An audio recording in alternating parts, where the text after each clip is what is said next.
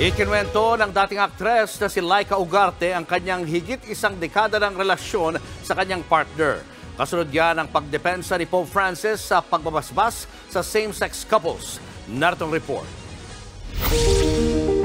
Dating modelo, sikat na calendar girl ng isang brand ng alak, beauty queen at aktres. Diyan nakilala si Laika Ugarte noong dekada 80. Nagdaan ng mga taon, heto na ngayon si Laika. May 4 na anak mula sa mga dati niyang nakarelasyon. Hindi rin mababakas kay Laika ang anyay traumatic relationship mula sa huli niyang boyfriend dahil sa pambababae. Dahil si Laika, masayang-masaya kasama ang partner for 12 years na si Kiel Martin, na miyembro rin ng LGBT community. Sa call center nagkakilala sina Laika at Kiel. Mabilis lang silang nag-date at nagdesisyong kagad na magsama.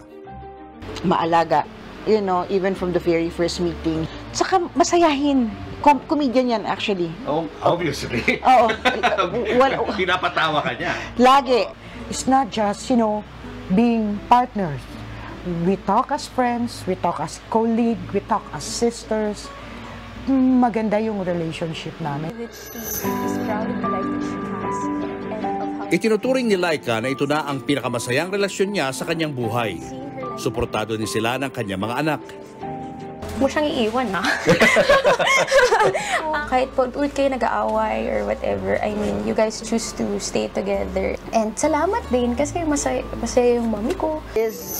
I gave this as a gift kay Kiel. At gaya ng ibang couple, hangad din ni Laika at Kiel na mabasbasan ang kanilang pagsasama. Sabi ko, Lord, alam kong mali yung hinihingi ko sa'yo. Alam kong sa mata mo, hindi mo gusto. Pero promise, mamahalin ko lang naman, Lord, eh. Yun nga lang, hindi pa rin pinapayagan ang civil union, pati ang same-sex marriage sa simbahang Katolika. Tutol din dito ang ibang relihiyon. Okay lang sana na magmahalan sila, pero make it a point na there's going to stand pa rin yung tungkol sa Biblia. Kasi according to the Bible is humayo kayo magpakarami. So, paano tayo magiging hahayo at magpakarami kung parehas yung sexuality natin? Babae sa lalaki, babae sa babae, lalaki sa lalaki.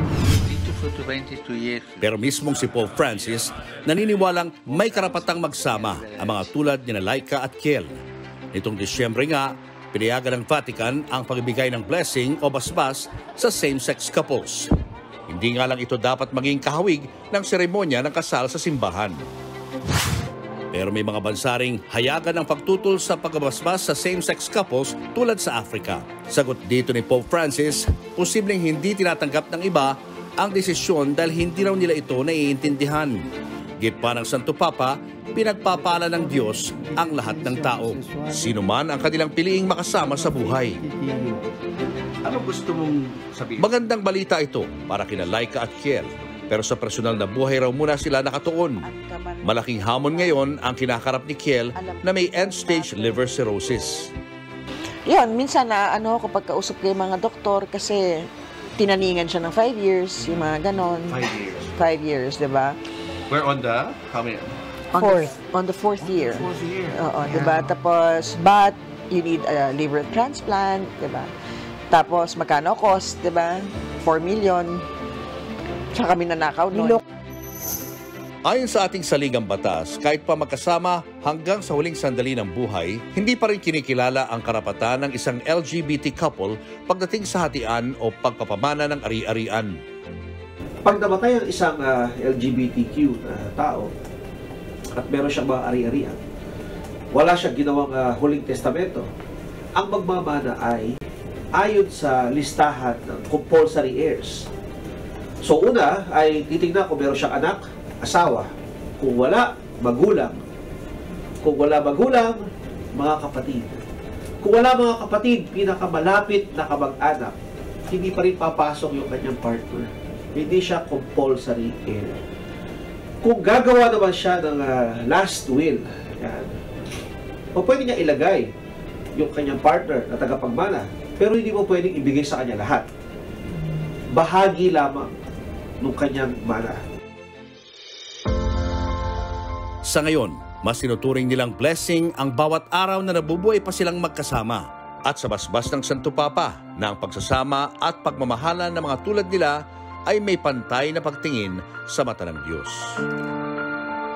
Mga kapatid, Julius Babaw po. Huwag maging huli at maging una sa lahat ng balitaan. Para sa tuloy-tuloy na talakayan sa Frontline, mag-follow at mag-subscribe sa social media pages ng News 5.